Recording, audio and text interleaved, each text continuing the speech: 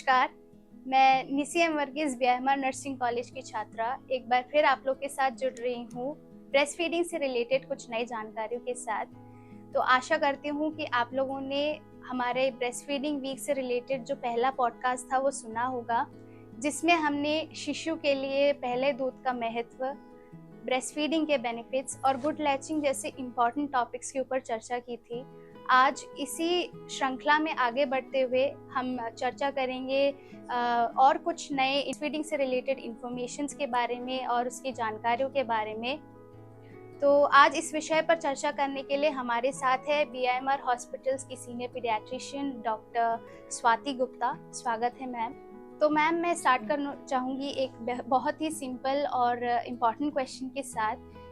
जो new mother होती है वो अपने ब्रेस्ट फीडिंग के प्रोसेस को इनिशिएट करने के लिए कैसे प्रिपेयर कर सकती है? सबसे पहले तो मैं आपको बधाई देना चाहूँगी ये पॉडकास्ट शेड्यूल करने के लिए, इतनी अच्छी जानकारियाँ लोगों तक पहुँचाने के लिए।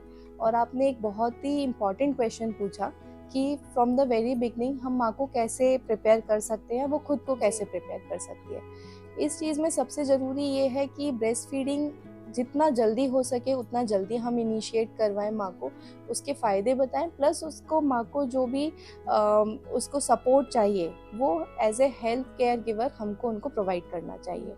तो इसमें सबसे पहली चीज़ मैं बताना चाहूँगी कि नॉर्मल डिलीवरी के बाद तुरंत बाद ही सबसे पहले बच्चे को माँ के बॉडी टू बॉडी कांटेक्ट कराना होता है, जिससे एक इमोशनल बॉन्डिंग डेवलप होती है माँ के और बच्चे के बीच में, प्लस उसको मिल्क सिक्रीट करने में आसानी होती है क्योंकि कुछ हार्मोन्स होते हैं जो रिलीज होते हैं। दूसरी चीज़, as soon as possible like within half an hour हमको ब्रेस्ट फीडिंग स्टार्ट करानी होती है आफ्टर नॉर्मल डिलीवरी, और जितना जल्दी करवा सके। आफ्टर सिजेरियन सेक्शन थोड़ा पेन होता है माँ को, जिसकी वजह से पोजीशनिंग में दिक्कत आ सकती है, लेकिन as a nurse, as a doctor हमको उनको बेटर लैचिंग कैसे करवा सकती है उस पोजीशन में भी वो हमको उनको सिखाना है कि लाइक बेबी को किस पोजीशन में हेल्ड करें कि वो प्रॉपर लैच कर पाए। उसमें सबसे इम्पॉर्टेंट ये है कि बेबी का जो माउथ है it should be wide open, and जो चिन है या उसका जो लोअर लिप है it should touch the breast of the mother. Okay, तो ऐसे में माँ को प्रॉपर पोजीशनिंग अगर वो नहीं खुद से कर पा रही हैं तो स्टाफ को उनकी हेल्प करनी चाहिए, डॉक्टर को उनको दिखाना, डिमॉन्स्ट्रेट करना होता है कि कैसे करना है, और उनको एनकरेज करना है कि एवरी 2 आवर्ली फीड करवाना है।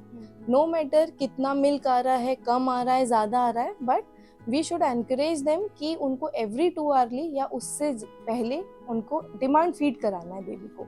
कोई भी टॉप मिल्क, फॉर्मूला मिल्क, ये सब ऑफर नहीं करने हैं। ब्रेस्ट मिल्क सबसे पहले कराना है और उसको कंटिन्यू करना है। उसमें हम उनकी हेल्प कर सकते हैं, उनको डिमॉन्स्ट्रेट करके, उनको पोजीशनिंग में हेल्प करके और उनको एनकरेज करके।